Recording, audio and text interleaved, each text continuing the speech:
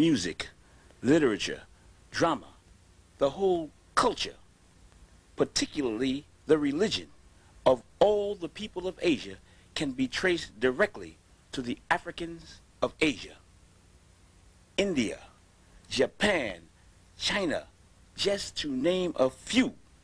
Even Afro-American history can be traced directly to the Africans of Asia. I know it sounds strange to you, but the world owes a debt to the Africans of Asia. In the following presentation, you'll find out exactly why. Just give me a few seconds. Your ancestors never intended to let you down. In this book, called The Gods of Northern Buddhism, we find a name, the Asian name of the supreme deity of the universe. His name is Sambo. They say when nothing else was, Sambo was the name of the God of the universe to the people of Asia. And there are many places that carry this name. This is a depiction of Sambo. This is not an African statue. This is from Asia. And many places in Asia are called Sambo Judasia, the land of the descendants of Sambo. Various spellings of the word and the name Sambo can be found throughout Asia. Niggas, the divine people of Buddhism. This is a 2nd century depiction of Gautama the Buddha being given his first bath by the divine people of Buddhism called niggas, a tribe in Asia called niggas, the divine people of all the people of Asia, symbolized throughout Asia by the serpent or the dragon. That is their symbol. The Naga means serpent or dragon, the snake, found at the entrance of every temple. The Naga on the roads, on the hills, in the caves, the symbol of the Asiatic black man, the tribe called the Niggas, the divine people. There are cities also throughout Asia that carries this particular name, Naga. It can be seen at all ceremonies dealing with worship of God. From the Nile Valley to the Indus Valley, on tombstones, a symbol of immortality because of the serpent's ability to change his skin is a sign of never dying, and is used throughout the planet Earth, North, South America, Egypt, Asia, Africa, throughout the world. It's the symbol of life after death, the Naga, the serpent. In all ancient cultures, in all ancient religions, the serpent is the symbol, the Naga, the symbol of divinity, of God. The original inhabitants of Southeast Asia was called the Mons, an African tribe. In order to confirm what these people look like, you have to go to the archaeological finds from Davarati, a French archaeological research finding confirming the original inhabitants. There's no depictions preceding these of the original inhabitants of Southeast Asia, the people, the descendants of Sambo, the Asiatic black man. The 7 serpents, or 7 rays, or the Nagas surrounding his head, represent the cosmic forces that afford him protection. He is a divine representation of cosmic forces, and those 7 serpents represent his divine mission. He does not come of his own. He's a manifestation of the cosmos. The serpents, or the Naga, represent cosmic forces which is at his command, which represent him as a divinity. He is the manifestation of the universe. That is the symbol of those serpents you see surrounding his head. In essence, the 7 serpents are cosmological, dealing with astrology, astrological representations of those forces of the cosmos that he represents. He is a universal monarch, a universal king, which he manifests and he shows evidence of. The black man of Asia, the original inhabitants of Asia. He is a human being of flesh and blood. He comes as a teacher, as a manifestation of God. His teachings are called the Dhamma. He is called the Buddha, the intelligent one, the one who has achieved intelligence, or the genie, the conqueror. He comes to explain the laws of the universe. He comes to confirm that there is, in fact, life after death. When the Buddha appears, he appears as a preacher, and he preaches the Dharma, that existence is a continual cycle of death and rebirth, and that each person's position and well-being in life is determined by his or her behavior in their previous lives. For example, good deeds may lead to rebirth as a wise and wealthy person or as a being in heaven, and a person's evil deed could lead to rebirth as a poor and sickly person, or even rebirth in hell. He preaches that you reap what you sow. A Buddha also teaches that it's possible to break out of this cycle and gain a kind of perfect peace and happiness by practicing righteousness. They are manifestations of God. According to their prophecies, they promise to prove and make manifest through a Buddha or a Jina life after death before the end of this century. How can you teach a people to know God if he himself does not know God? If you try teaching a Christian that God is also a human being, or manifests himself in the form of a human being, or makes himself known through a human being, they will say that you're crazy, that you don't believe in God. Meanwhile, they admit that he's a mystery God who is unknown. They teach not to make any likenesses of him, yet they adorn their walls and churches with pictures, images, statues like human beings. They also say he is a spirit that cannot be seen. They cannot see him, yet they believe in him.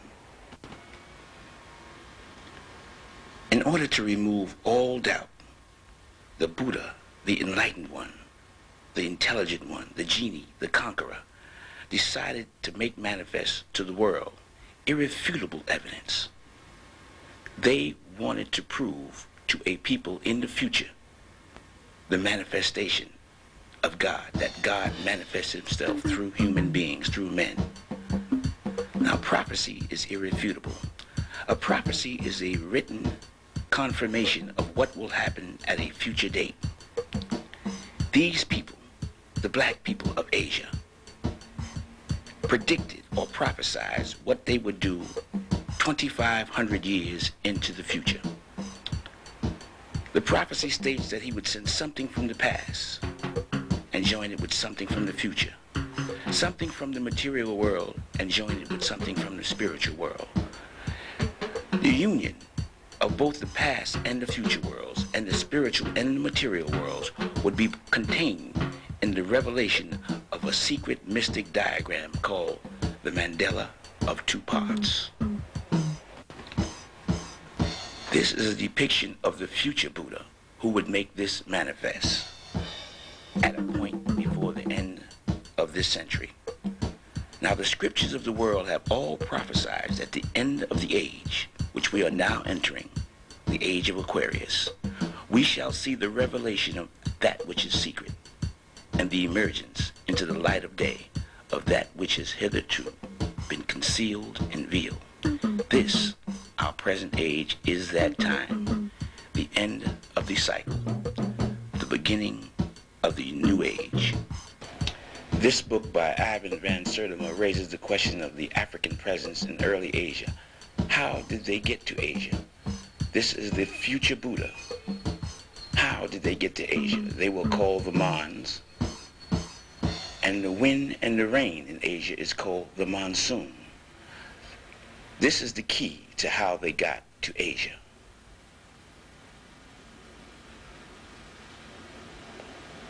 The monsoon wind in April blows from the southwest, and in October it blows from the northeast. The monsoon wind blows from Africa to Asia, and from Asia back to Africa. The wind from April to October blows from the southwest, and from October to April it blows from the northeast. These two trade routes and routes that of travel is the direction of the Mons, the Africans of Asia. They went from Africa to Asia, and from Asia to Africa, and they were called the Mons. Like the monsoon, Africa was called hither India, which India, here I am, come hither, come here where I am. And they would get on the ocean and get in the wind. This is where the phrase get in the wind come from your previous life. The Africans of Asia got to Asia by getting in the wind. This is confirmed from the 1st century. The Greeks knew how they got to Asia, the wafting sailors. They call it the divine ship of salvation. The Mons, when they would arrive in Asia and when they would leave Asia. The Japanese badge of nobility is called a Mon. The monsoon, the monastery, Mani, is identified with the black man of Asia. And the largest statues on the planet Earth located in Asia are depictions of the Buddha, the black man, the Jinnah. His hair confirms who he is. This is the largest statue in China and the largest statue on Earth depicting the black man. The oldest and largest manifestations of God, like this image of the Buddha in Thailand and Southeast Asia, are representations of the black Africans of Asia. There are no other statues or monuments of antiquity that precede them. They manifest themselves on earth and prove life after death. This from Ceylon or Sri Lanka, showing the Buddha, thousands of years old. They are the largest statues on earth representing the black people of Asia, or the black man of Asia, the one who comes back from the dead to prove immortality. They do it all the time in all the countries, and they prophesied that they would do it before the end of this century. This is the largest statue in Sri Lanka, the largest statue in China, the largest statue in India, the largest monolithic statue on earth, the genie, the one who comes back from the dead, carved in solid rock 70 feet high. The largest monolithic statue on earth is the black man, and it is not in Africa, but it is in Asia. The Asiatic black man, the manifestation of God who comes back to preach and explain the doctrine of immortality, how to escape the fires of hell. That is his sole purpose. To attack him is to attack the cosmic forces of God. He sits in Western style because he will be born in the West. The people who he will be born among are called the niggas. This is the future Buddha, the one who is to come, prove with irrefutable evidence for those with intelligence that there is no death, that life is eternal. And this evidence of eternal life is put in place by their control after death of the cosmic forces. This is a cave in India showing the one who is to come in the future. All of these statues and monuments are thousands and thousands of years old. The future Buddha, sitting down in Western style. He is known by many names in many religions. To the Christian, he's the Christ. To the Muslims, the Mahdi, the Messiah, the Avatar, Maruk Bull. To the Koreans, the Buddha, the Genie. All different names for the same individual who is to appear now at the end of the age, the beginning of the new cycle. He is also called Maitreya, the future Buddha. In this book, Maitreya, the future Buddha, you can find the prophecy of his return in 2,500 years. This prophecy identifies the time when he is to appear. It states that he will appear in 2,500 years in a tripartite year in the first year of a cycle. He will descend to be reborn, and he will produce a city of silver by transformation. He will change a city which will serve as evidence of who he is. He must produce a city by transformation. The Buddha was born in 560 BC and died in 480 BC. He received enlightenment at the age of 35, which is 525 BC. This prophecy had to have been made between 525 BC and 480 BC. If you project 2,500 years into the future, it'll come between 1975 and the year 2020. 30, 60, and 90 are tripartite years. 1930 and 1960 is gone. The only tripartite year left is 1990. The first year of a cycle is 1991. In 1991, the future Buddha is to appear. 1991. In Angkor in Southeast Asia, we find the city of the future Buddha, hidden from the outside world for thousands of years and discovered by the French in 1858. It was hidden in the jungle by fig trees. This is the city designated to confirm the future Buddha. This city was hidden because of the banyan tree, a tree that starts in the sky. Birds drop their seeds from the sky on the leaves of existing trees. The branches spread out horizontally and then grows down, covering everything beneath it. The tree is worshipped throughout Asia. It's called the tree of God. It is the only tree that starts in the sky and comes down. Here you see it written that one tree covered 20,000 people. It is the most unusual tree on earth. It's the fig tree, the banyan tree, the tree that hid a 36-mile wide city in the jungle for thousands of years. This is the tree of God. Here it is explained that the tree spreads indefinitely and it is not known to die. It's the tree of immortality. It is the most famous tree in Asia, the banyan tree, the tree of God. This is an artist's depiction of the city of the future Buddha, a city of stone, a stone Bible of the religious teachings of the Africans of Asia. This is the entrance to the temple called Angkor Thom. An 8-mile perimeter covers the city. This picture shows you how the tree starts in the sky and the roots come down, covering that face which you see. Those are roots from a tree which started in the sky, covering the face on a tower. There are 50 towers in this city with faces of the future Buddha. This is a close-up on the future Buddha's face with the roots which started in the sky and came down to cover it. The fig tree. This is a picture of that particular city, a map showing you a 36-mile perimeter. And there's a 7-mile perimeter around this city of Angkor Thom. This is the city which we will focus on, the Bayonne, the central temple of Angkor Thom. This city is viewed as a Bible, a sermon in stone. As you can see, it was built by men to confirm and serve as evidence, irrefutable evidence, of the future Buddha. That the Africans of Asia who built this here, they knew and wrote the future before it happened, and that the future Buddha would use these stone images of himself, these 50 stone-faced towers, skyscrapers in the sky, stone monuments, a Bible on the walls to confirm his identity, hidden in the jungle for thousands of years.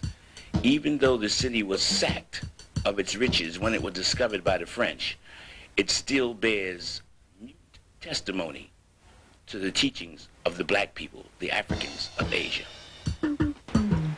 These stone-faced monuments are depictions of the one to come. There are 50 towers telling you that this one, the future Buddha, who you see here, would be in a tower. The 50 towers representing the 50 states of the United States before they were ever discovered. The lions on the outside also bear testimony, since there are no lions in Asia. The lions came from Africa. These are African lions. This map shows you all the animals of Asia. The lion is not an indigenous animal, the tiger is.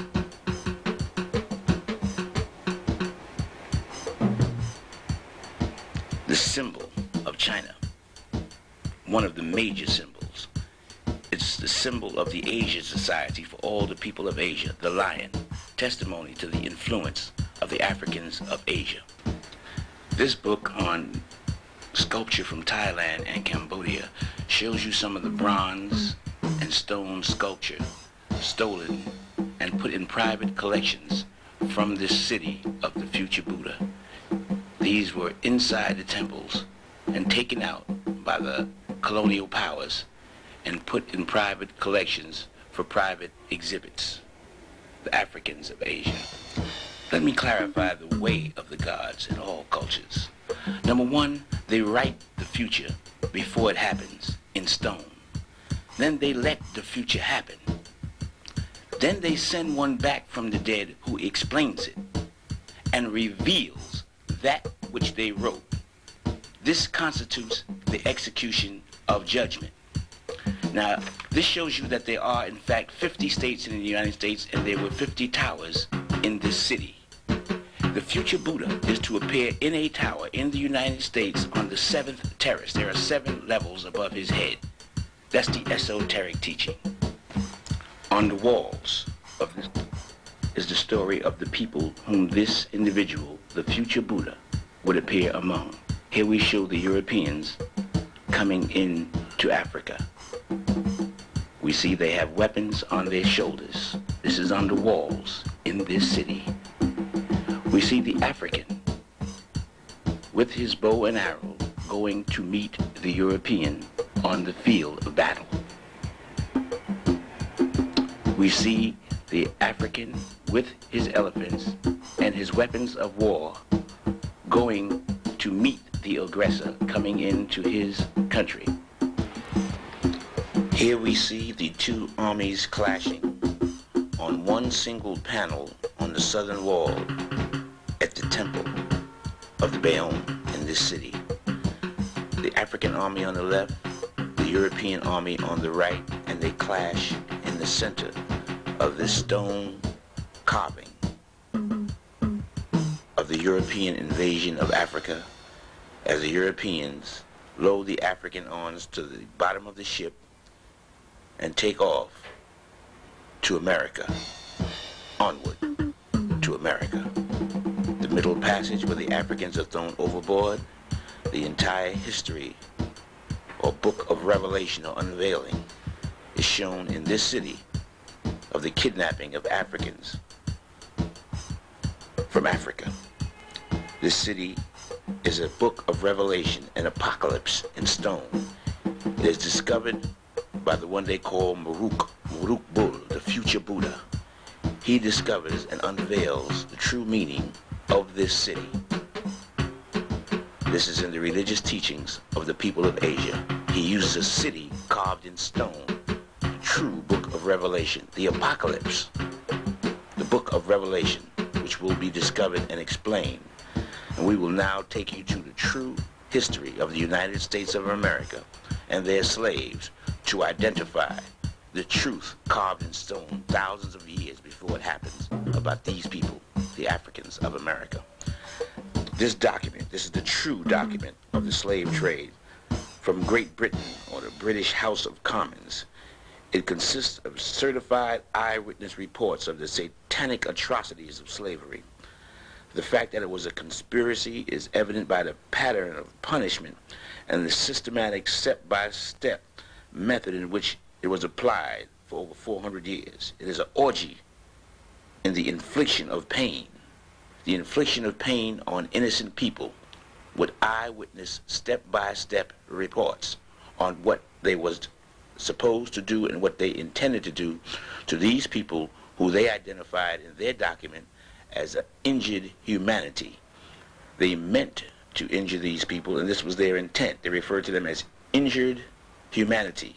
Christians did this to the children of Africa.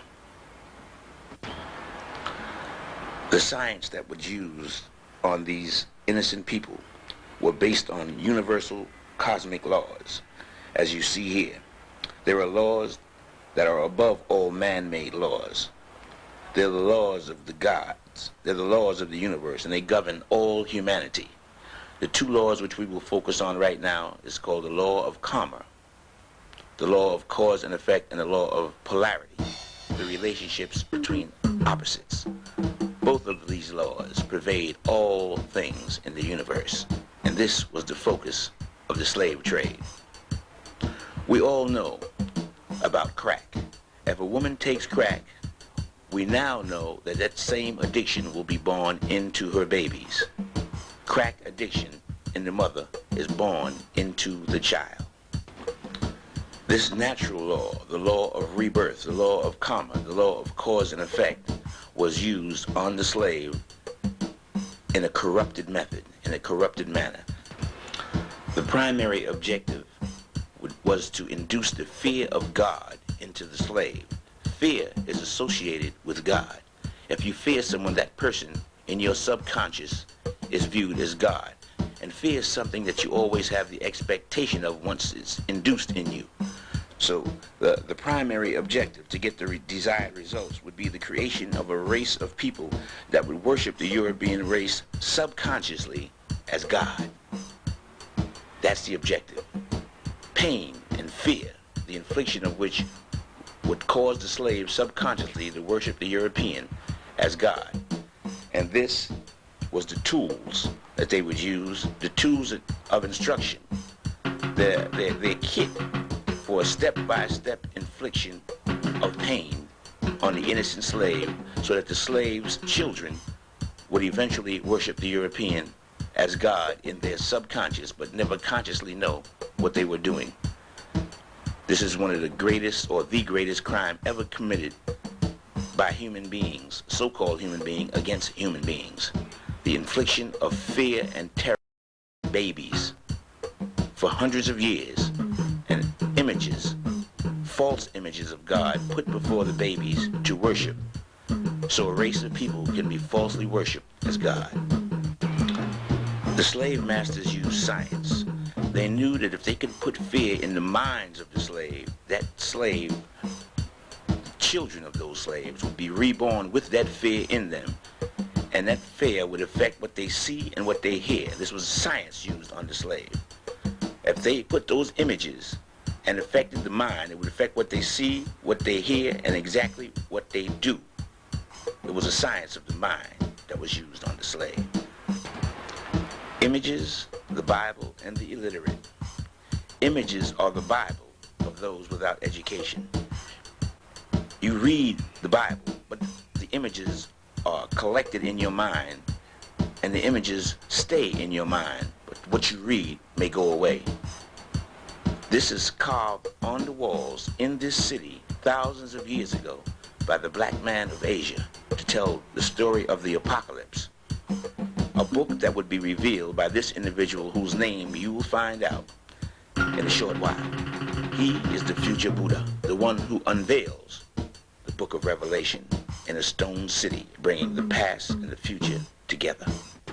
Now that we understand the science used to get the desired results of the false worship of the European as God by a group of slaves and their descendants, forever and ever if possible, now, let's continue with the story. Once again, on the stone walls, we see the African and the Europeans in combat, fighting to prevent their people from going into slavery.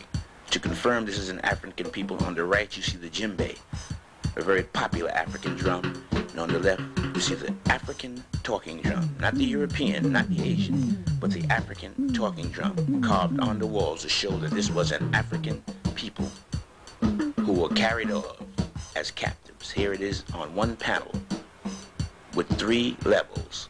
The war that took place in Africa thousands of years before it happened, carved in stone, bearing mute testimony to what really happened. Here is how the European artists of that time interpreted that event with his pen. The same event in the British Commonwealth, testifying to what they said that they did at that time to the black man. Here, the testimony from a rock in this hidden city tells exactly what happened, which was known by the gods. A testimony in silence from a stone and from a paper in the British House of Commons. I just interpret what they said that they did with their pen. Here, the slaves are shuttled out in small boats to the mothership. The artist's depiction at that time with their pen, interpreting what the mothership looked like. The ship that brought the slaves from Africa to America is now interpreted by the rock of Southeast Asia. This is from Barubador.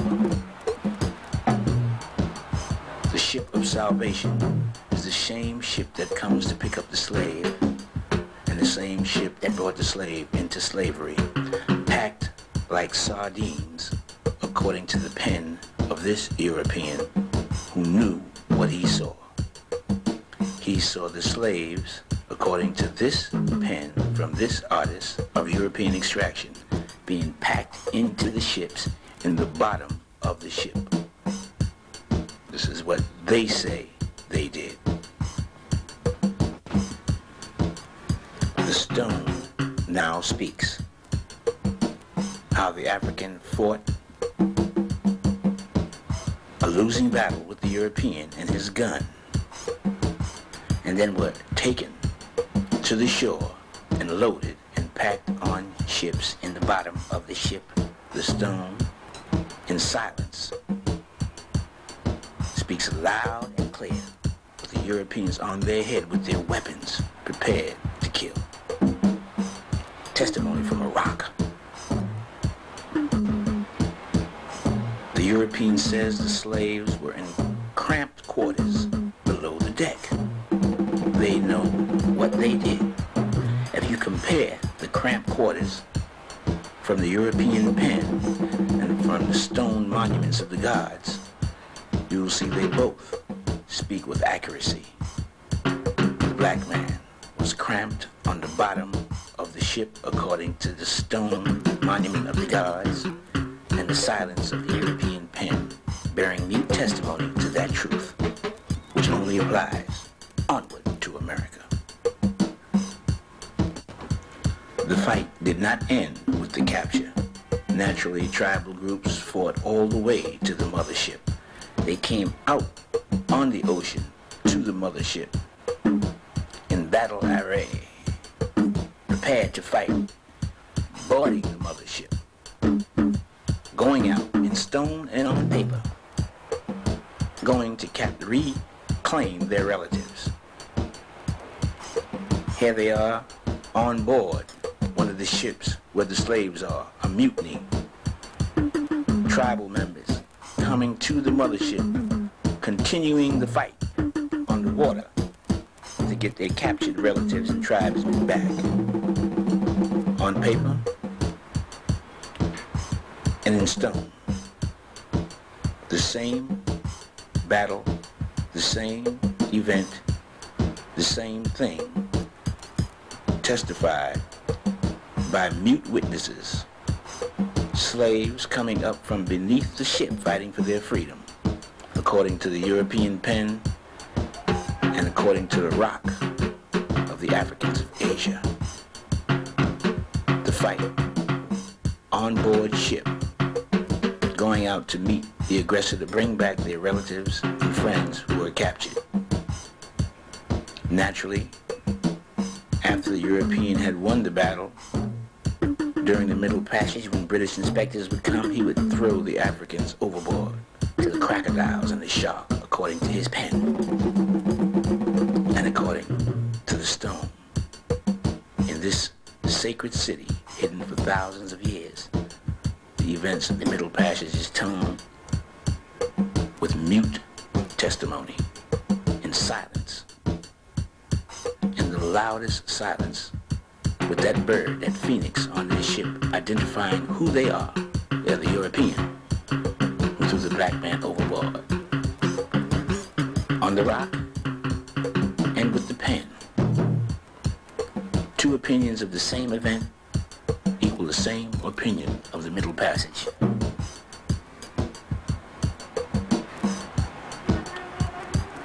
Naturally, the crocodiles had their feast on the black man, where many, many millions died during the Middle Passage, according to both history books. Who were these founding fathers who did this to the Africans? According to their own pen, They were the worst kind of deranged ex-convicts which they had gotten out of their jails, shiploads of them, mass murderers, satanic worshipers, the worst deranged minds they could find. And their leader, this is his logo, Sir John Hawkins. This was his symbol.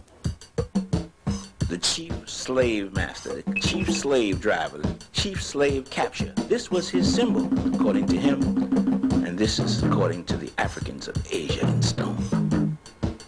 Both tales, two people of the same story, reaching the same conclusion, one thousands of years before and one thousands of years after, bearing testimony to the wisdom and knowledge of the black man of Asia.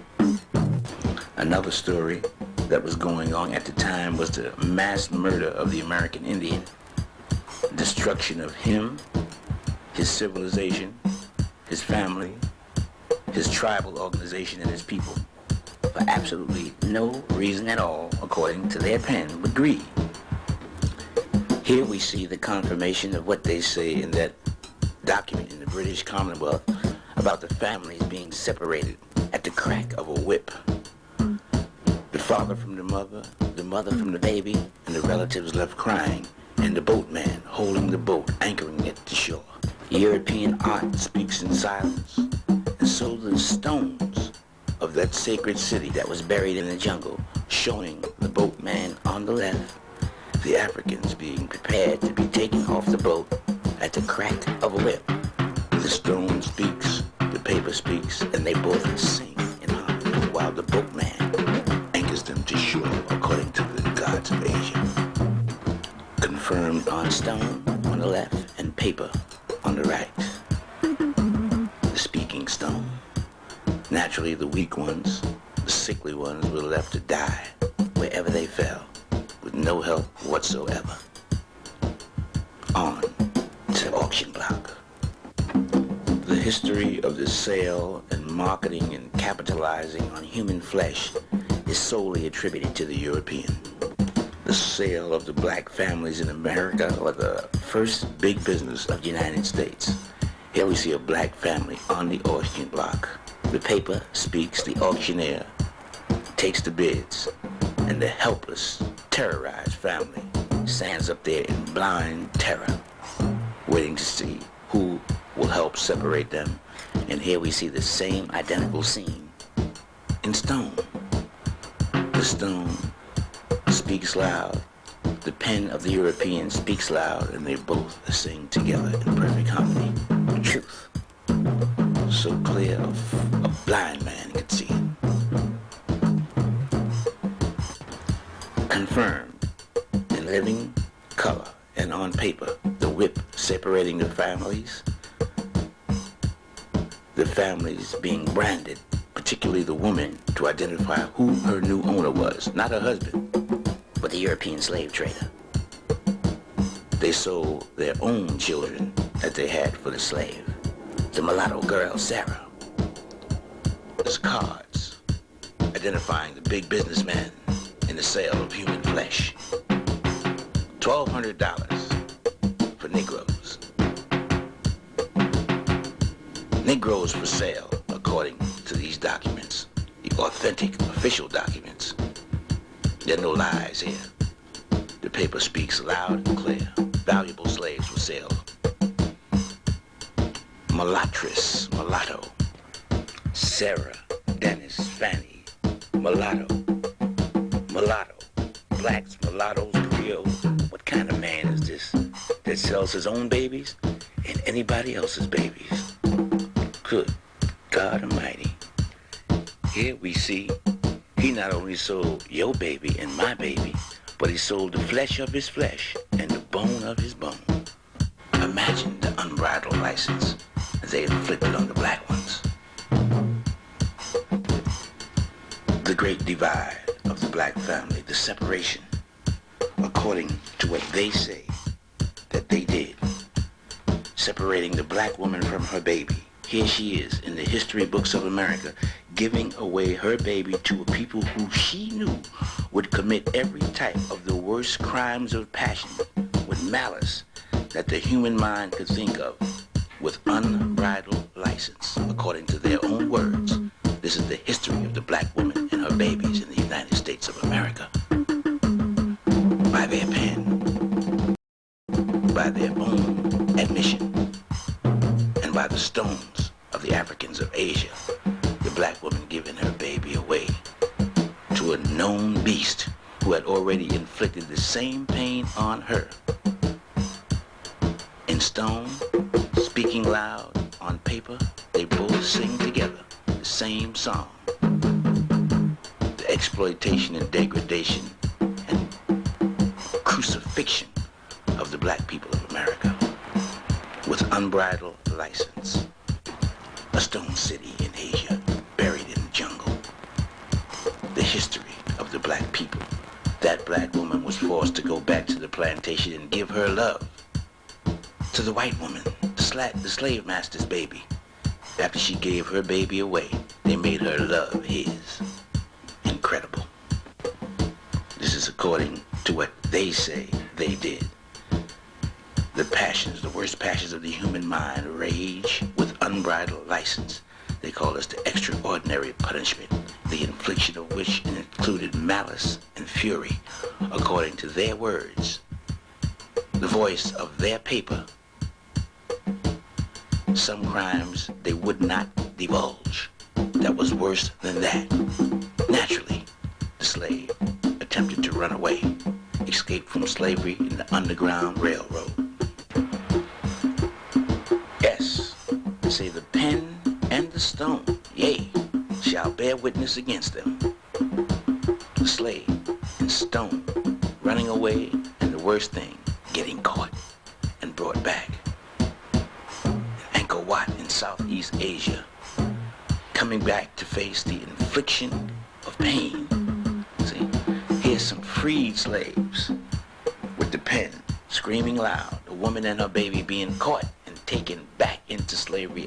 Observe the fear in the child. This is their pen speaking to you. This is the power of their pen.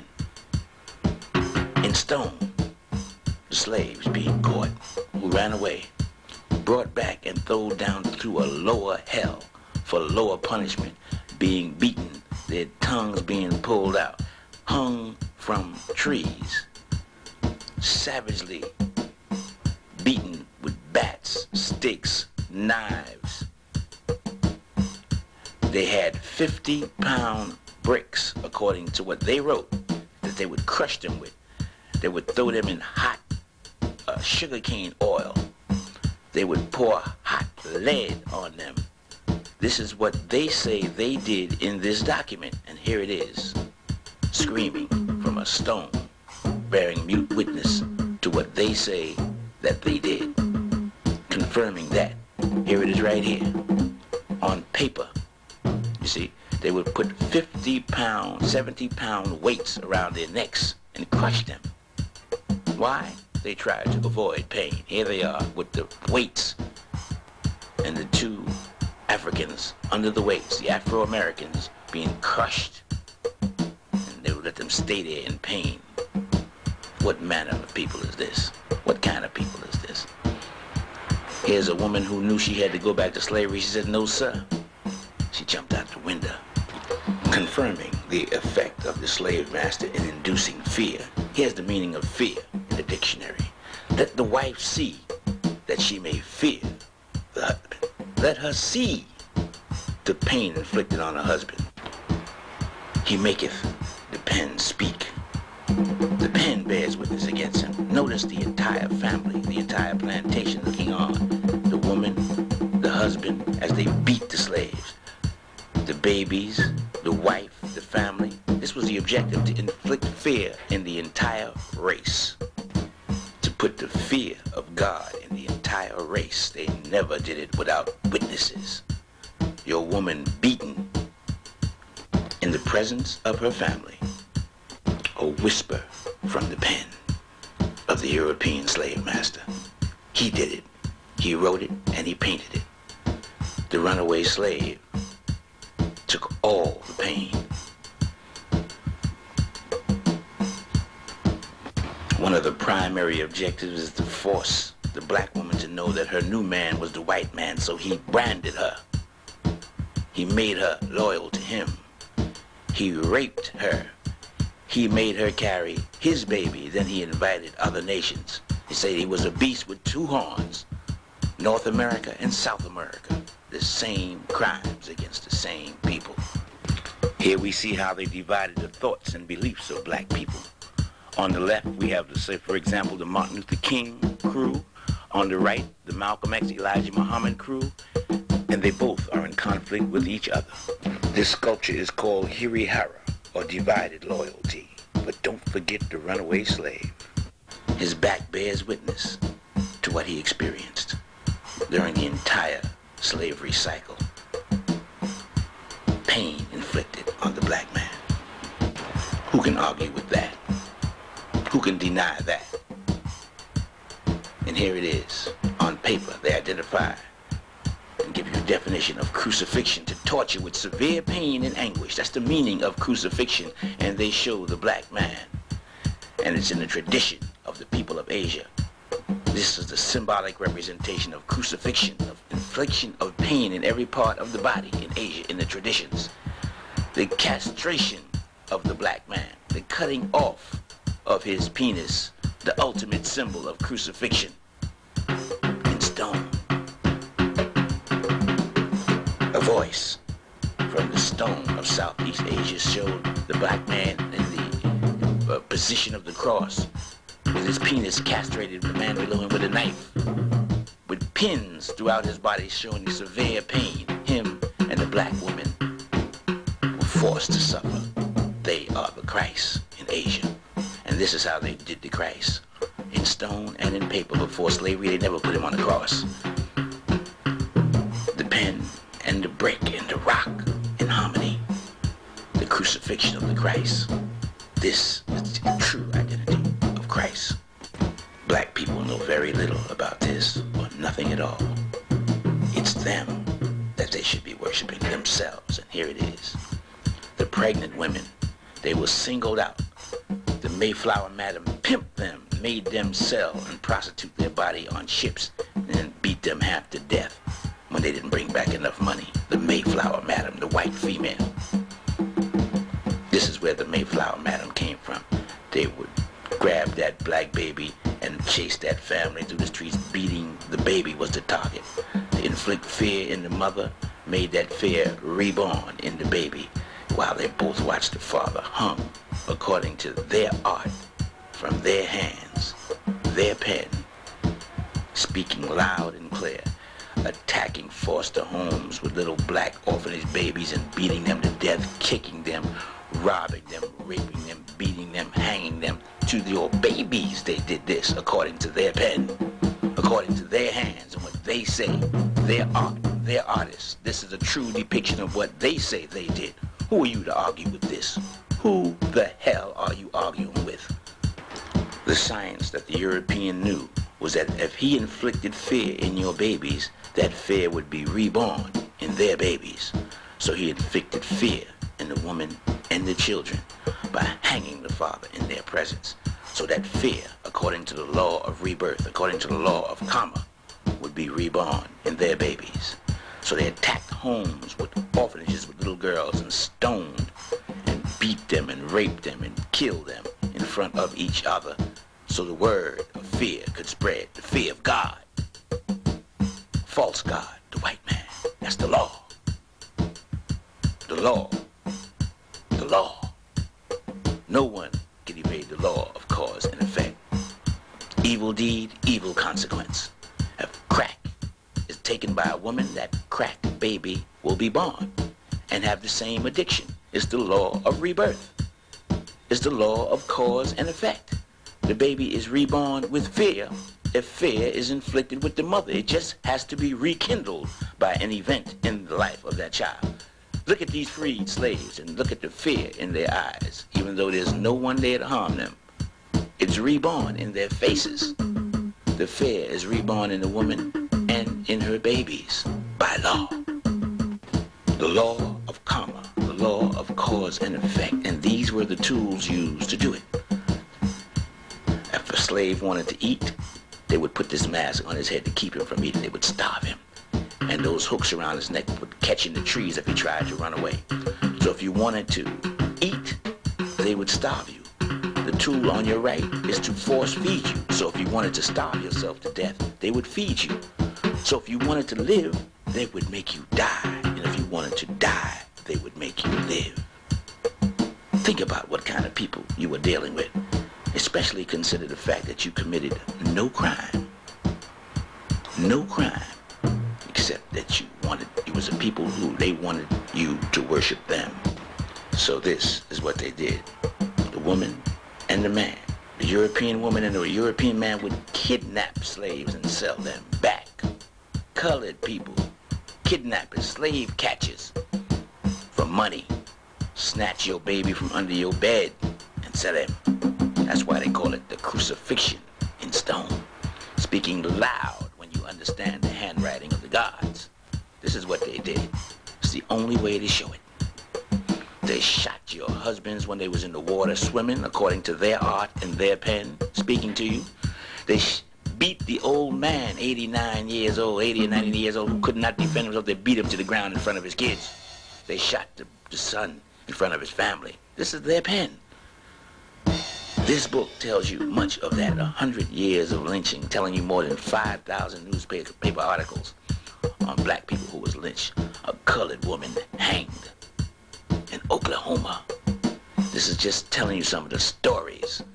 Negro youth mutilated for kissing white girl. They chopped off his penis and kept it for a souvenir. That's what they did. Negroes taken from jail and riddled with bullets. The black man, the black woman, the black child, nobody was safe. 24 hours a day. Souvenirs. See, for the Negro's anatomy, they cut off his penis, his hands, his legs, and sold them as prizes, trophies.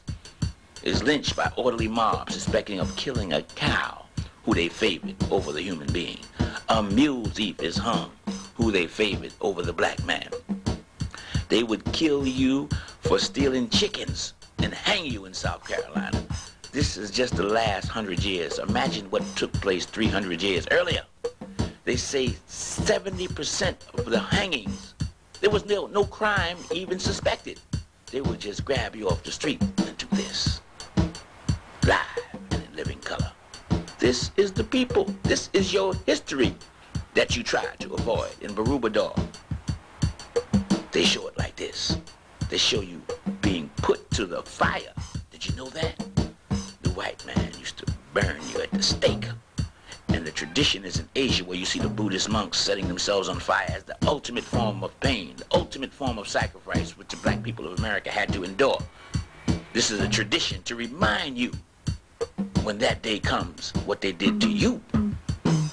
Standing around taking pictures and laughing. This was a joyous occasion, mind you. This was no sad occasion.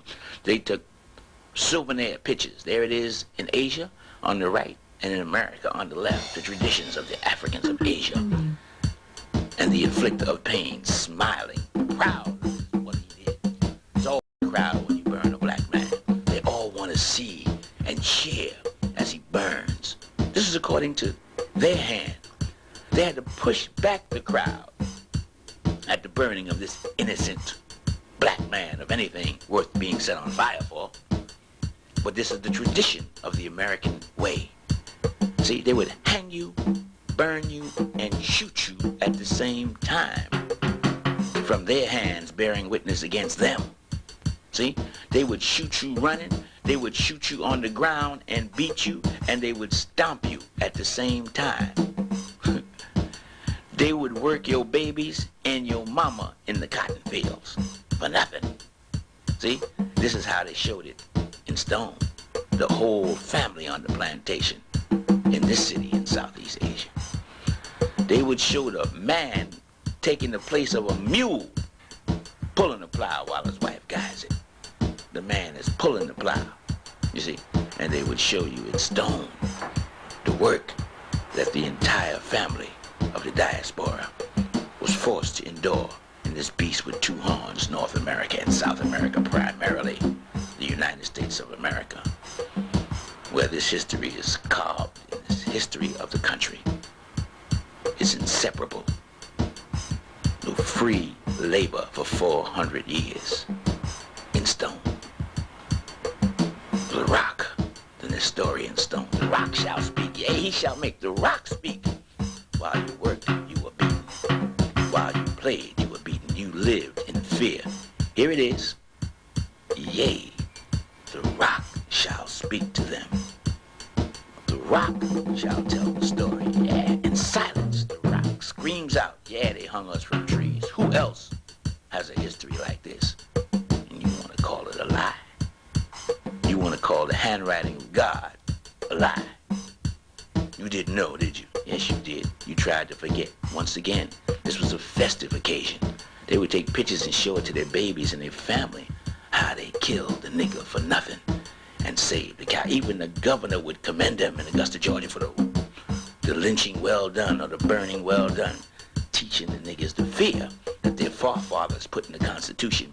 They had to keep fear. Here's a Rodney King. 100 years ago. Here it is, kicking and stomping this black man to death, or damn near dead. This is what they did. And here's what they did the other day in LA. It's the same people doing the same thing all the time. And here it is in stone, hollering at you. Yeah, he gonna make the stone speak.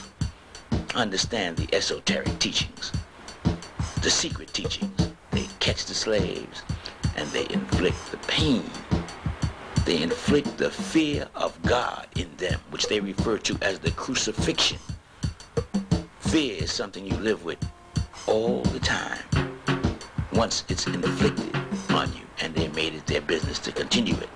The crucifixion of the Christ. The infliction of pain, the suffering of the Christ. If you really want to know who these people were, here's what they ate. They ate the whole hog, as you see them putting the whole hog in the pot there. That means they ate hog maw, hog head, and hog jaw. They ate pig feet, pig ears, and pig knuckles, chitlins, fat back, ham hocks, pork chops, pork skins.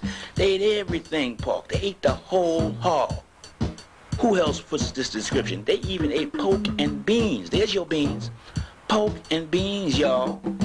Yeah. He shall make their hands testify against them. That's what they did. You're the only people on the planet who eat that much pig. The whole hog. The law of attraction is another name for the law of polarity. It involves sex, magnetism, radiation, lotus, color, chemical affinity, and various other things.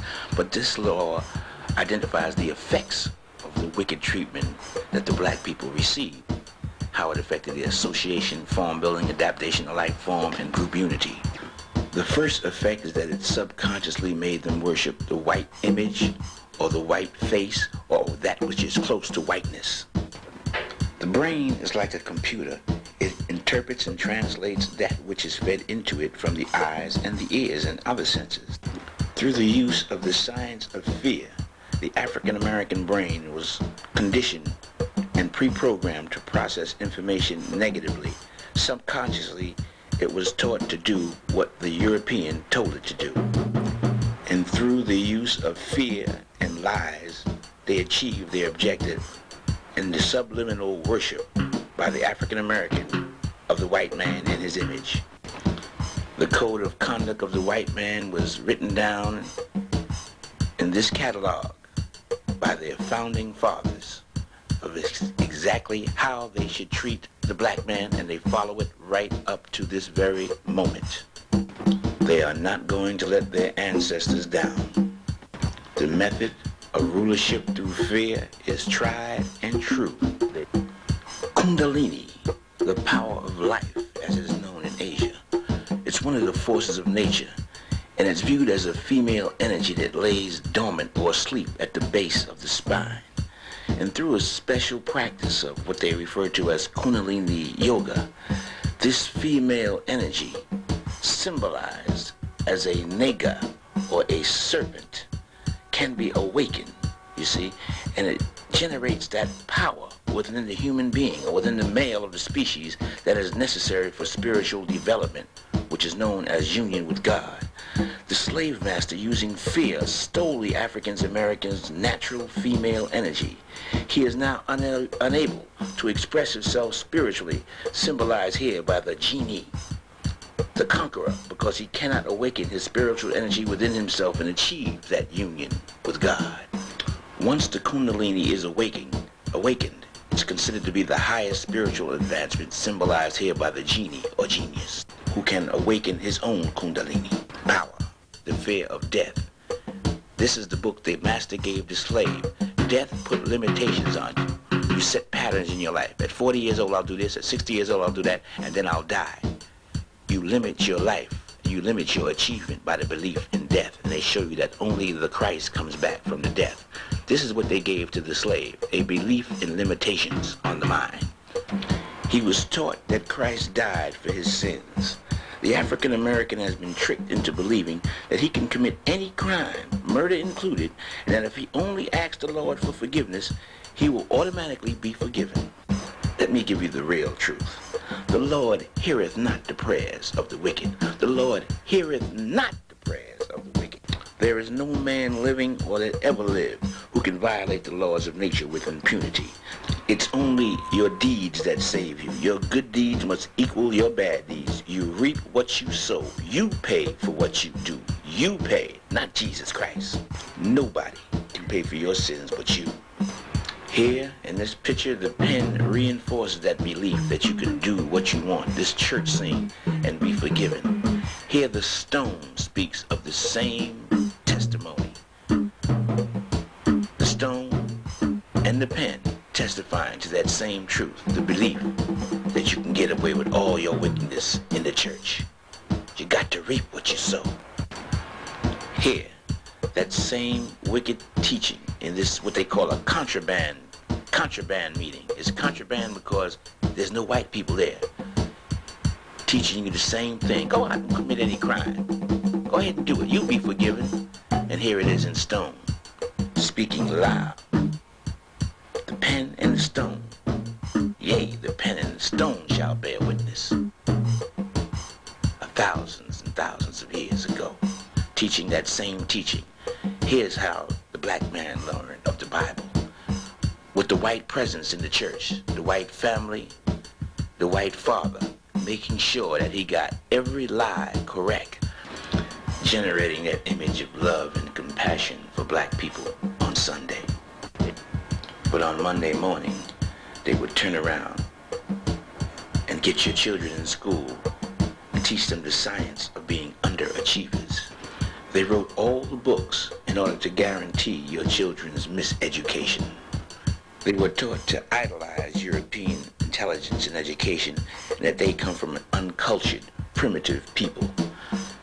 They would make images of themselves, of loving kindness, and symbols and in art. And then when the children came out in the street, that same fear became real. The reality came home. This man, on one hand, loved them. On the other hand, he hung their families and beat their babies and terrorized their mothers.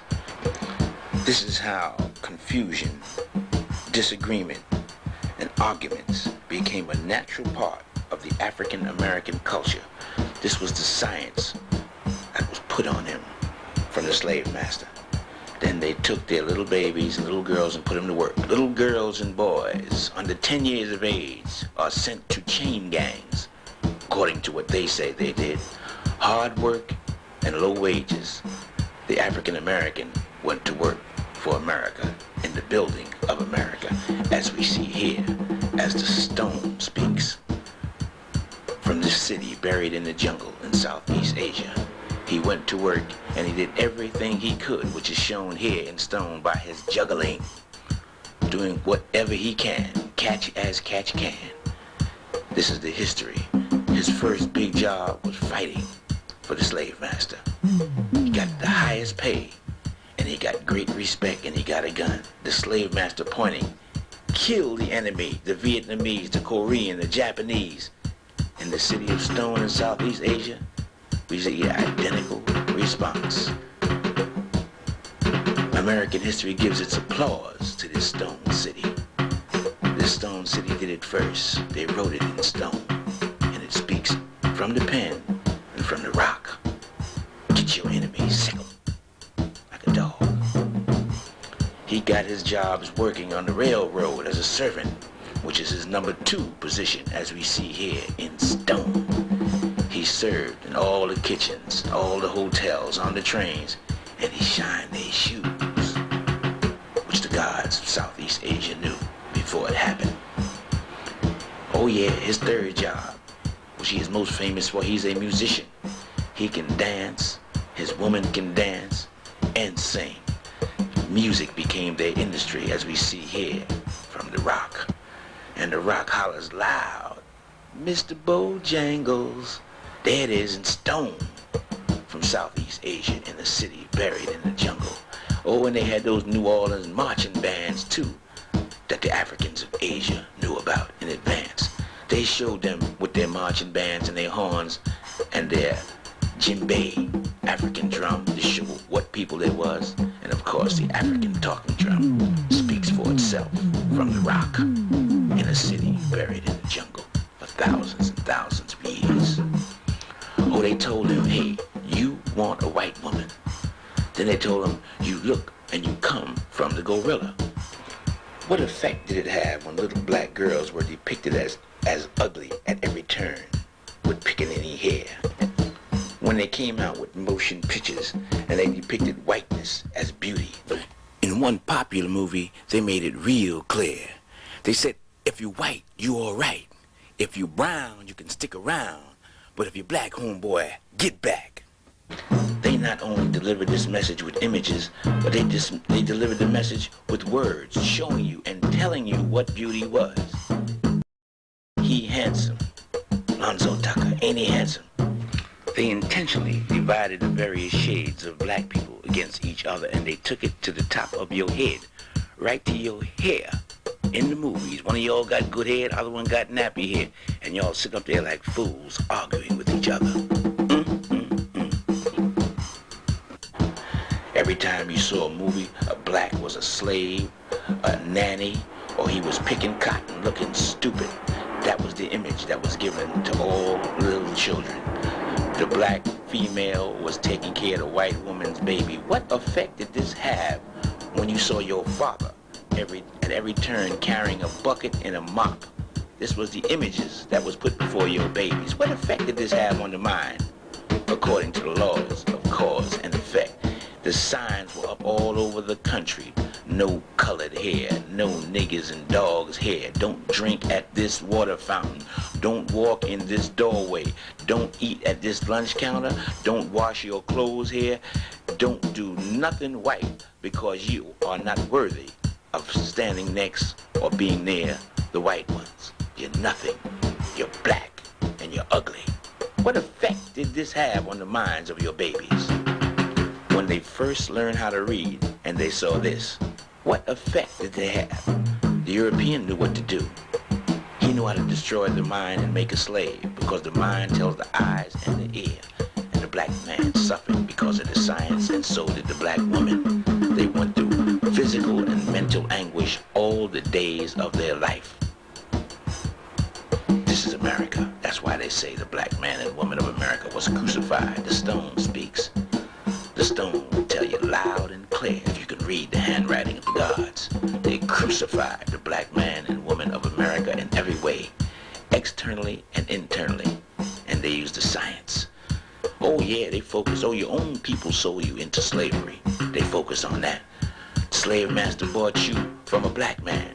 They made the black man beat you, according to their document, so that you wouldn't be mad at the slave master. You'd be mad at the man with the whip. They had a specific mode of beating slaves. They would have 2 blacks hold them in the front, 1 black hold them in the back, and another black beat him under the instructions of the white man. The slave who is receiving this beating is angry at the blacks who are beating him. This is reborn. This is what they did intentionally to make you hate each other, and this is reborn, and it's depicted here, the effects. These are not 2 gladiators. This is brother against brother in stone. Notice they look exactly alike. This is what the gods of Asia were telling you. The effects were brother against brother, which is in our culture. The white woman spying on the Negroes, working. There they are, they snitching on each other. They got fights with each other. That's the effect of slavery. They gambled with each other, stole each other's money, tried to take each other's money, became enemies of each other. That's the effects of slavery. Stealing from each other, which is endemic in our culture. One brother would get mad in stone. Here you see him solving the problem, killing you, cracking you on the head with a baseball bat in stone. The stone is screaming, telling you exactly the effects of slavery. Here we are in jail in Southeast Asia, in a city, in the jungle. We occupy the jails all over the country. We fill them up in stone. We started drinking, taking alcohol. These are the effects of slavery. And today you find us all over America doing what we have been doing for the last 400 years, begging for survival. This is the man who did it. He wears leopard skin from the Indus Valley because a leopard is the only animal that will attack a human being without provocation. The stone speaks without provocation. That's what this text. This is a wall carving showing you everything you just saw. Or almost everything.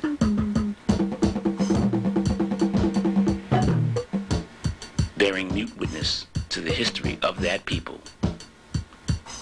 And the Buddha who would appear in one of the 50 towers at that time, at the end of the cycle, at the end of the age, to confirm life after death and divine intervention. This is the way of the Africans of Asia. They let you do it, and then they show you in a book of stone what you did.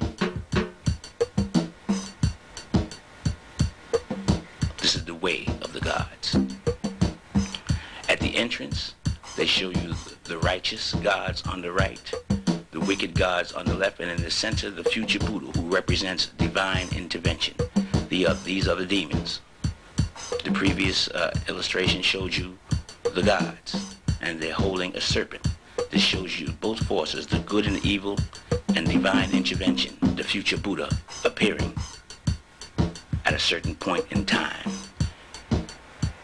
And this is the city of the future Buddha with 50 towers. Each tower has either 9 floors or 7 terraces. And in the Buddhist scripture they tell you there will appear, a stupa is a temple. And this temple that appears at the end of the cycle to confirm the teachings of the black people of Asia will give its applause.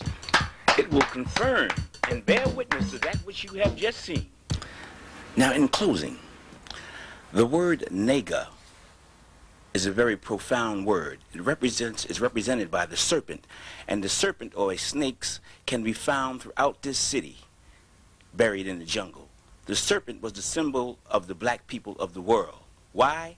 Because a serpent or snake changes its skin. That means it doesn't have a standard body that it stays in. It lives, it dies, and it comes back.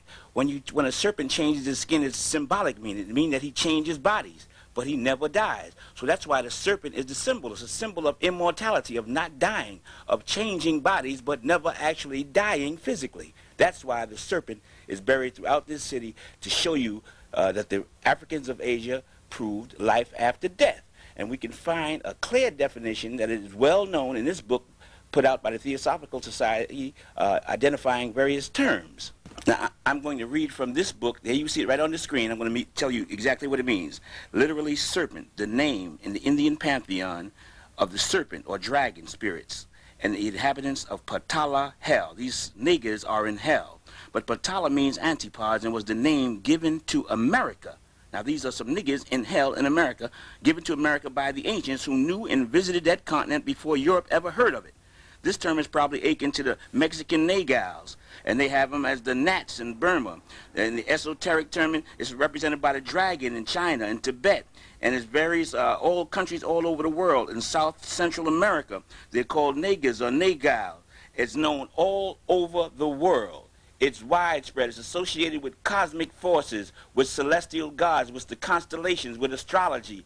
The nigga, the serpent, is the identifying symbol of your ancestors because they never died and they had a way of proving it. All you have to do is look at the ancient ruins all over the world, the ancient temples, the ancient symbols of divinity from China to any place you go.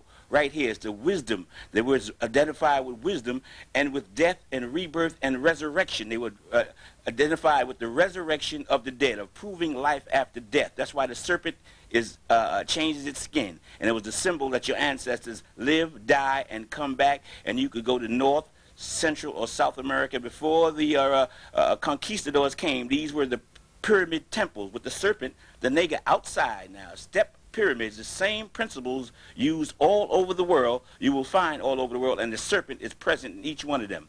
The nigga. In all ancient traditions, in Asia, the nigga sits on a serpent, symbolized by the black man, the Africans of Asia, 7 cosmic forces protecting him. In Asia, and you will find the same principal teachings in ancient Egypt. If the Egyptologists would just evaluate this for a minute, they see it's the same people doing the same thing. Now the question arises, why does an immortal savior type figure arise among the Negro? And that is because the Negro doesn't realize this, but he has been conditioned to go to hell. He and most people on the planet Earth has been conditioned through Hellenism to go to hell. Black people must understand that 4,000 years ago, the slave master was busy falsifying the religious teachings of the people of Asia. He single-handedly rewrote the entire Hindu religion of 1 billion people of India, and he handed distorted teachings to all the people of Asia. As late as 2,000 years ago, they stepped up their religious brainwashing of the people of the earth. They went from Europe through Asia and back. They carved the path of death, destruction, by establishing a false teaching throughout the world, which still stands today. Hellenism, perpetrated by Alexander the Great. Alexander the Great was known and became great for his murder and killing and destruction of everything black that stood in his way. He burned and looted all that was in his path. Without earth-moving equipment, he tore down the great multi-storied religious structures spoken about in Deuteronomy and Kings as high places, built by the original man, the Asiatic black man, which showed 9 floors and 7 terraces. These conquistadors did the same thing, Pizarro and Cortez, when they went through North and South America, bringing the Hellenist doctrine, a doctrine that would put the people of the planet Earth in hell. This is what Alexander the Great is famous for murdering and killing and establishing a false religious doctrine throughout the earth to put the people of the planet Earth in hell. They burned and looted all the religious scriptures that was in their way. Their primary objective was to destroy all religious teachings and to establish a false teaching that would send all future generations to hell. To hell with them, of course. This was the primary objective of the Hellenists. They knew they were going to hell, so therefore they set up a system of murder and killing to hide the teachings of God so that everyone on earth would go to hell with them. And the Negro, the American Negro, is their #1 symbol. He took the brunt of all the false teachings of the enemies of God. It's hard to believe, but it's true. Their objective to send the people of the planet Earth to hell. The Negro is supposed to lead the way. This document shows that Alexander the Great ran clean through Asia Minor. Alexandria, Egypt is named after Alexander the Great. He messed up and destroyed the true teachings of the Buddhist books, the Pali Buddhism. He set up a semi-Hellenistic culture throughout northwest India. He made the Buddha statues to look like they were Greek instead of black. He went through Syria, through Saudi Arabia, changing the architecture, the science, and the art into a Hellenist appearing doctrine. He affected all the religious teachings. He went through India. Alexander went through the entire planet Earth, if not him himself personally. The doctrine of Hellenism is now pervades throughout the planet Earth, and you can see here by this map, this ancient map of Asia. It shows with the swastika, which was the symbol of the Hellenists. The swastika and the cross shows you their influence. Ethiopia, which was called Hither India, it was part of Asia at that time. They separated it from Asia, and they show you the cross. Where you see the cross and the swastika is where the Aryan doctrine, the Hellenist doctrine, the doctrine that sent people to hell, where they were influenced. where they had the strongest influence on the planet Earth. They were able to destroy all the true teachings. There's no one who has the 100% true teachings that's able to come out with the true teachings on the planet Earth today, because they have a penalty of death for them. This is further India, Cambodia, Sambo Judasia, the land of the descendants of Sambo, the original man. You see the swastika. The Asian religious teachings has always been under attack. The European Hellenists went from one part of the earth to the other with the primary objective of sending the people of earth to hell. The Hellenist swastika, that's what that means. They have the cross too for Christianity, the distorted teachings. This was started 4,000 years ago. Let's map it from 2,000 years ago. This book called the Book of God, I will explain to you what this book is about a little later. But right now, I just want to show you that what's in this book. It says the plain truth is that not a single sacred volume of the past is free from corruption. This book is explaining to you that all the religious documents in the West are corrupted. The Emperor Nero, they murdered his mother for divulging the secrets. It's punishable by death to speak of the true teachings of God. They killed Nero's mother for doing it. It's punishable by death to teach the Negro, the American, the Afro-American, anything of the truth of God. To disclose this would be punishable by death. There is a contract out for teaching the true teachings of God. The Negro does not know this. The people of the present are ignorant like the people of the past. This book explains to you how they set up death as a penalty for teaching the truth. Death was the punishment, and the priests, the head of the church, were the murderers. They would kill you. They had a vested interest in teaching all the people lies about God. And the priests were the #1 murderers. The Negro doesn't know this. The apocalypse, the revelation, was death to divulge. Now this was 4,000 years ago, and then as late as Alexander, which was 2,000 years ago. The Messiah, the Negro was looking up in the air for somebody to come down with wings. They say here the Messiah is just a savior. He's a man in all respects, not free from human error. However, his doctrine is the doctrine of God, but he's a human being like everybody else, and he makes mistakes like everybody else. You can't tell you're a Christian this. He's looking for Jesus Christ to come down on a cloud. This is the position that they put his mentality in, the Hellenists. This is why the stone sculpture speaks loud and clear about the Negro's mentality. He has a robot mentality. He does whatever the white man says. He doesn't realize that he's been brainwashed. This is the fisherman of Nineveh, Noah's Ark. He's on a boat. This is Jonah trying to catch the Negro, to pull him out of the mental destruction that he's in. He's on his way to hell, but he does not know it. That's the Messiah with the net trying to catch the Negro. The Negro is on his way as a robot going to hell like a Frankenstein monster, but he does not know it. This is in stone. Look in your dictionary. This is an Oxford dictionary that Europeans use. White people use this dictionary. Look in the Negro dictionary that you have in your house and see if you find this word, Helen. Helen is the root word of Hellenist. Now look at the meaning of the word Helen, which they will not put in your dictionary. It says of or belonging to hell. Helen is the root word of Hellenism.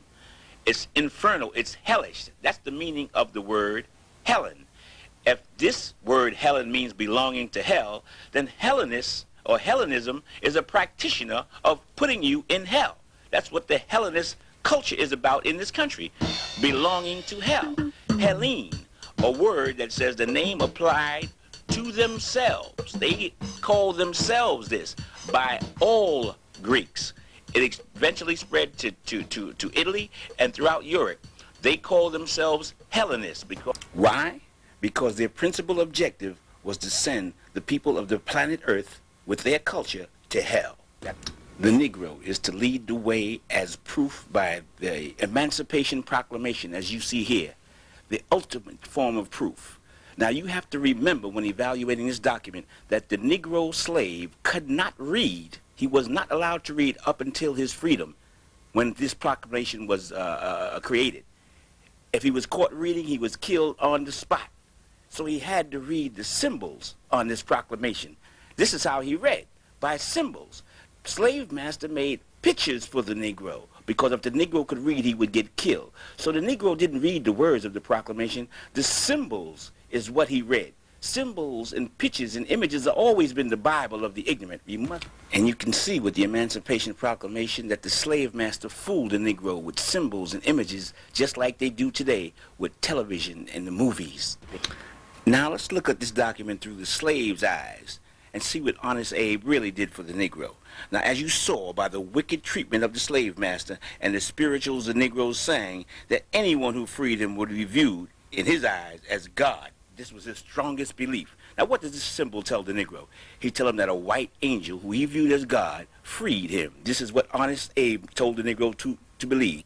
Honest Abe falsely told the Negro he would be happy and free, as that shows you right here. Again, Honest Abe tells the Negro to take your babies and make them love this white angel that freed you. This is the message to the illiterate slave. Honest Abe tells the Negro that he's going to get paid money. He never got paid during slavery. That was free. Honest Abe told the Negro with this picture he's going to have a beautiful home. The Negro was living in a shack at the time. With this picture, Honest Abe reminds the Negro that he's the one that gave him salvation, that they should pray to Honest Abe. This is what the illiterate slave saw. He told the slave that his children would get a wonderful education. That's what he promised the slave. That's the way the enslaved interpreted it, but he told the slave, you're going to still be working for master. Now, he wasn't going to lie about that. You got to work for master. And he reminds the Negro again to teach your babies to love the one who freed you. That's God in the slave's mind. This is the symbol of the 40 acres and a mule, which you never got. Now, let me see if I can unlock your mind when you see this picture. Notice the devil has chains. Why? Because the slave master knew that he is the devil. But he changed his appearance, and the Negro's brain was so devastated he couldn't figure this simple one out. The slave master was setting you free because he achieved his objective. And the objective of slavery was to send all Negroes and future generations to hell. You couldn't see it in 1865, but you could see it right now. The nigga, the serpent. They associated him with the devil to make you think the serpent was evil. But that's you. N-A-G-H. The Africans of Asia, the serpent gods. That's who you are, and that's who they show on the Emancipation Proclamation that was in slavery. But your mind was locked, and this is the serpent, the dragon, the nigger in Asia, the same symbolism. He knew it all the time. In ancient Egypt, these are the people they're talking about. You, the nigger. They programmed you to go to hell. The divine tribe, the divine people who would be enslaved in hell in America. The nigger, the serpent gods, your ancestors, were enslaved, their people in America, and it's on the Emancipation Proclamation. You couldn't read it in 1865, but you can see it right now. Look at it. A 1993 slave could read this one. This is the teachings. Small portions of the Africans of Asia, but let me move on. The symbols on the Emancipation Proclamation tells you what the Negro agreed to. His mind was already devastated. That's his sacred sanctuary is the mind. He agreed to submit completely to the white God and white belief because he couldn't read nothing. Nothing here could he read. So he agreed to go to hell unknowingly by following this image symbolism that's on the Emancipation Proclamation. The slave didn't know it, but he made a pact with the devil to go to hell. More than 4,000 years after the truth has been devoured, here comes the Negro on his way to hell, and he is not walking, homeboy, he's jogging. In order to stop him from going to hell, his ancestors now intervene. They intervene by sending the future Buddha, or a future human being among their own kind who is enlightened. They refer to him in Asia as the Buddha. This is the way his ancestors intervene to awaken him to that which the slave master has done to him, which he does not know. And this one who comes teaches him the truth. That's why they call the Buddha the liberator of the niggers. The liberator. This is in this book, The Gods of Northern Buddhism. They call the Buddha as liberator of the serpents. See, he comes to liberate, to give salvation, liberator of the niggers. Powerful king of the niggers. The Buddha appears to liberate you, to save you from going to hell. This is why they say the Buddha is the liberator of the niggers. Once again, the liberator of the niggas. They were bred to attack the Buddha when he appears to do something beneficial for black people. That was the breeding of the nigga during slavery. So since the Negro wants to attack, I want to show you the way of the gods. He's been conditioned to attack. First, they write the future again. Then they let the future happen. Then they send back one from the dead who explains it to you. And then they execute judgment. They put the wicked in a lake of fire. The attackers go into a lake of fire. They punish the wicked. Now here's a temple, one of the greatest religious monuments on earth that sits between 4 volcanoes in Indonesia. It's called Borobudur. And Borobudur has a secret I wish to explain to the attacking people, those who like to attack the one who brings the truth. This temple shows the same story of the Negro, but they show it in more graphic detail. Here's the Negro on Friday night, chilling with his woman, smoking reefers, cocaine. The facial expression shows the dope mass. They write it in stone, thousands of years before it happened. And then they show it to you, smoking joints, taking dope, smoking crack, all in stone in Asia, in Borobudur. Here they are on Friday night, high, chilling with their woman, clapping their hands, jamming, doing the latest dance, and playing their saxophone, written in stone, thousands of years before it happened. Could this be a Chinese, a Japanese, or a Mexican?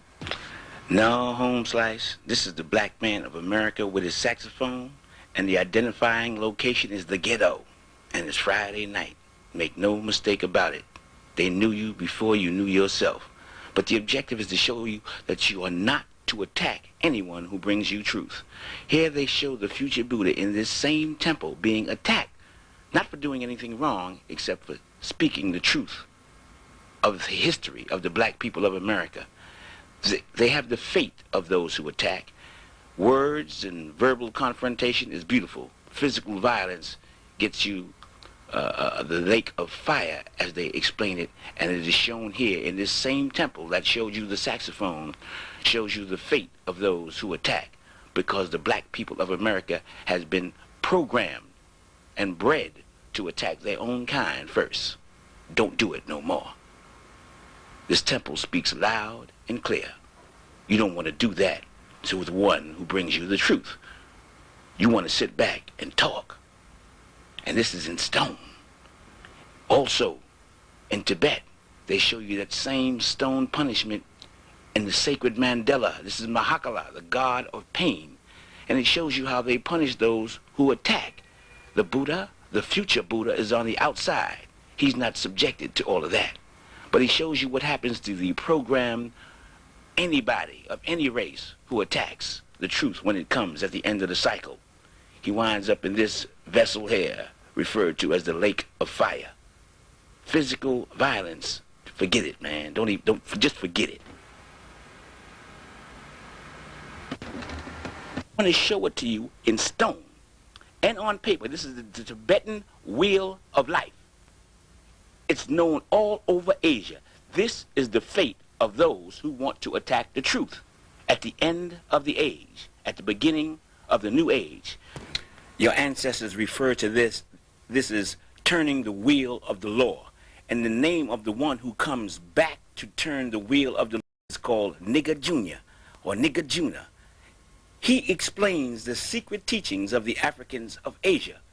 The wheel of the law is the teaching that there is no death, that life is eternal, and his job is to prove that. Many sacred places are named throughout Asia with the name Nagasaki, Nagarjuna Konda. That means the hill of Nagarjuna. When he appears, he'll be living on a hill. He'll be across from an island like Manhattan, living in a tower, which they refer to as a monastery. This is called Nagarjuna Konda, the hill of Nagarjuna, which is across from an island. You see, he's also known as Nigga Juni. He is the one commissioned to do that work for the Africans of Asia. Now you might be asking yourself, how did he receive all this information? This book here is The Gods of Northern Buddhism, and I'm going to read to you the story of Nigga Juni or Nigga Juna. Just follow the yellow as I read. It says he received the treatise on which he expounded and developed the Mahayana school from the serpent gods, the niggas, and that the nigga king himself revealed to Nagarjuna the holy text in the dragon palace under the sea. That's like America.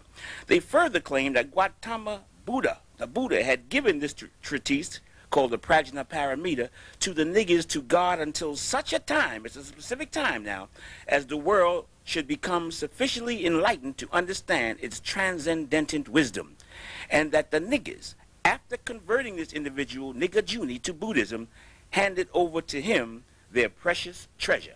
Now let's take a look at what the precious treasure is. It's on the bottom line. They said they handed over to him their precious treasure. The precious treasure is the evidence and the proof of life after death. That's the bottom line. They refer to this as their precious treasure because it's the only thing that God wants to hear at this point in time. It's the only thing in the world that they preach. Praying, stomping, testify means nothing. It's the teaching of life after death, and this is God's gift to the Negro. God has decided to give this to the Negro to make the Negro his appointed people, and you see in sacred temple of Borobudur, the only thing that the Buddha images do there is preach this precious treasure, the proof of eternal life. And this 9-floored greatest religious monument on earth, the top 3 floors show the bell, for whom the bell tolls. Now let me tell you what the bell means in all the religions of the earth. The bell is a symbol of the connection between God and man in all religions, as you see here, in every nook and cranny, in all the little windows you see, and this particular pictorial diagram of Borobudur, you see the Buddha in the bell preaching the law. This is a side view, and this is another side view pictorial diagram, show all the Buddha images preaching the law. This is the precious treasure. This is the only thing they want to hear at the end of the cycle, is the law of God. And this is the bell pyramid. In the Buddhist scriptures, the Siddhartha Pandharika, they call it the lotus of the true law. This is the true law of God. It's the only thing that gets you out of hell at this time. There are more than 500 images of the Buddha. This is inside the bell. Inside each bell, the Buddha preaches the law.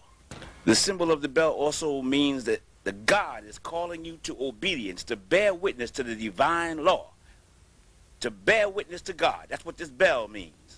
The ringing of the bell is saying, hey, get down on your knees and pray. This is the last one. This is the big one. It's the only thing that the gods want to hear at this time.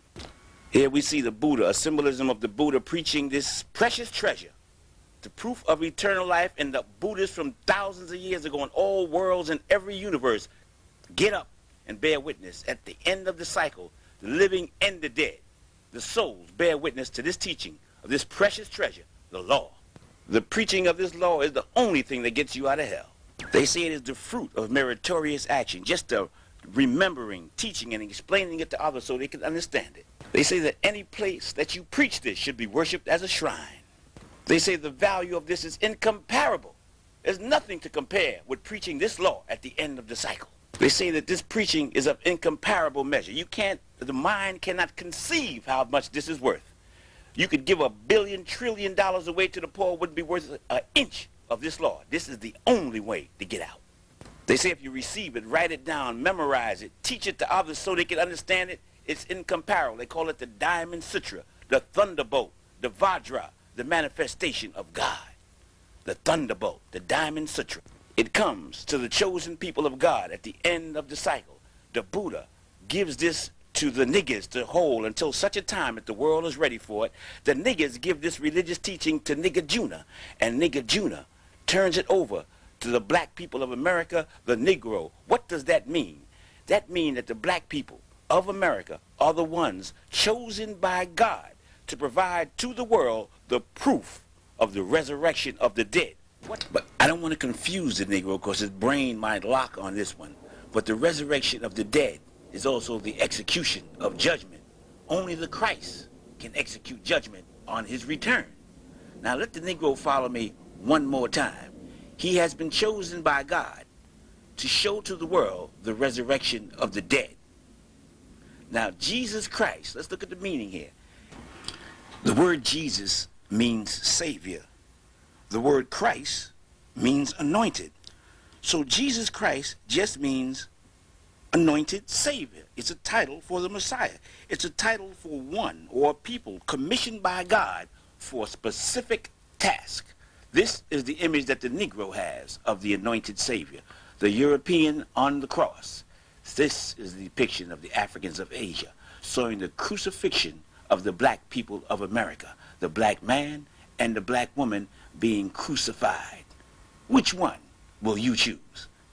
The black man and the black woman of America is the true Christ, carved in stone thousands of years before it ever happened.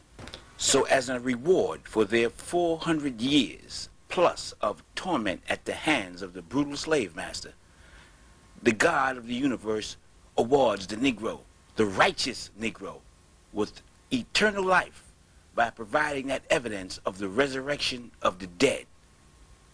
He promised the Negro eternal life in the paradise of the gods, and this is what the righteous Negro gets. You have to meditate for a while on this one, because God wants the Negro to preach this sermon